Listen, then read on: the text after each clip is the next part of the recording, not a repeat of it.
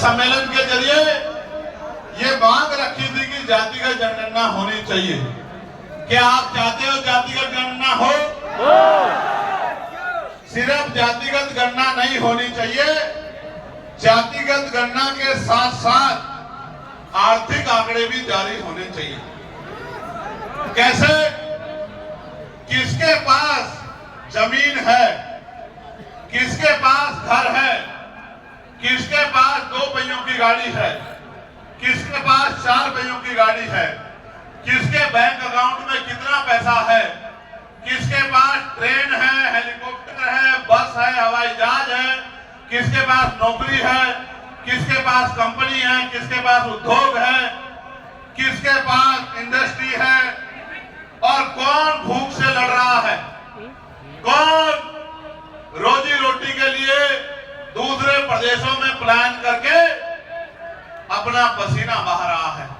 मैं बस्ती के लोगों अभी दुबई गया था। दुबई जब मैं गया था तो दुबई में मुझे बस्ती के बहुत सारे लोग मिले।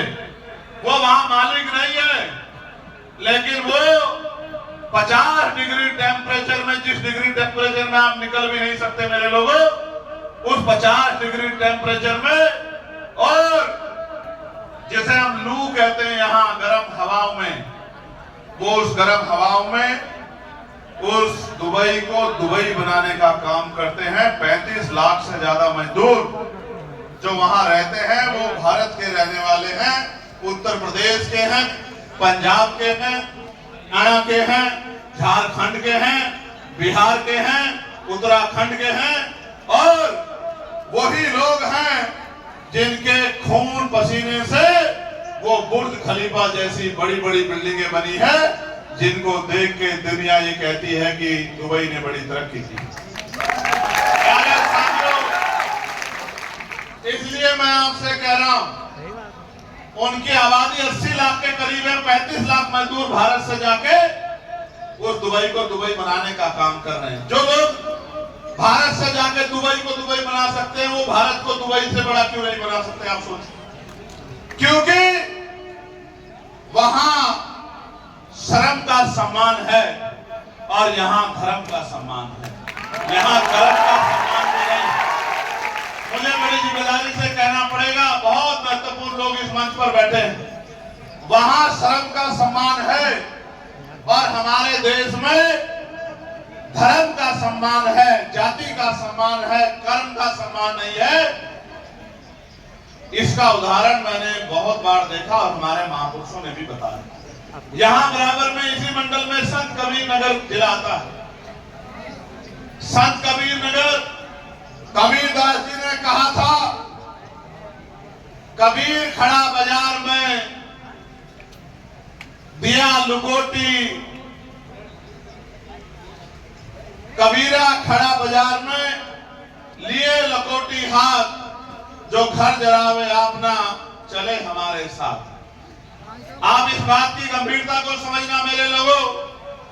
कबीरदास जी ने कहा था कि जिसके अंदर अपना घर जलाने की हिम्मत हो, वो हमारे साथ चले इस व्यवस्था से लड़ने के लिए। मैं आज आपको कह रहा हूं, बस्ती में अगर आप समाज से कुछ छीनना चाहते हो तो रास्ता खुला हुआ है, अपने घर जाओ।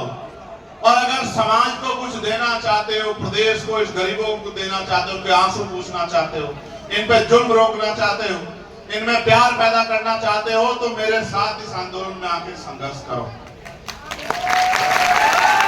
आप याद रखना, ये आंदोलन फूलों की सेज नहीं है, ये कांटों का बिस्तर है। इस पर चलना तलवार की धार पे चलने जैसा है, बंदूकों के सामने खड़े होने जैसा है, गरम आग के ऊपर पैर रखने जैसा है। मानवर काशीराम साहब ने कहा था कि मुर्दा लोग मिशन नहीं चलाते और जिंदा लोग मिशन को रुकने नहीं देते।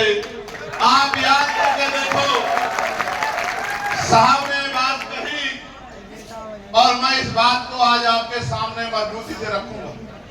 साहब ने यह भी कहा, अगर मिशन का काम करने जाओगे तो 3 चीजों का ध्यान रखना। अपमान भी होगा, आरोप भी लगेंगे और नुकसान भी होगा। क्योंकि जिस समाज को आप समझाने निकले हो, ये दलित, पिछड़ा, मुसलमान, अन्य धार्मिक अल्पसंख्यक, आदिवासी परिवार, ये बहुत समझदार लोग नहीं हैं।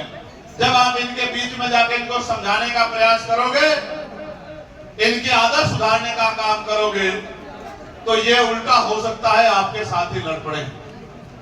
समझने की कोशिश करो साथियों, दुश्मन बड़ा चालाक है।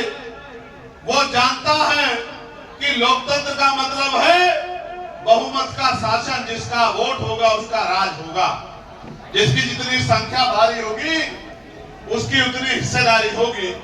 लेकिन उसने षड्यंत्र करके लोकतंत्र को धनतंत्र में बदल दिया। पैसे वाले लोग ही ग्राम प्रधान से लेकर सांसद तक बनते हैं। आप देखो, गरीब का बेटा नहीं बन सकता। इसलिए आपको मुझे समझना होगा कि लोकतंत्र में भी जनता के साथ ठगी क्यों हो रही है, जनता की बात क्यों नहीं मानी जा रही है। हर कोई जनता को अगर सपने दिखा के निकल जाता है और कोई किससे सवाल भी नहीं कर सकता।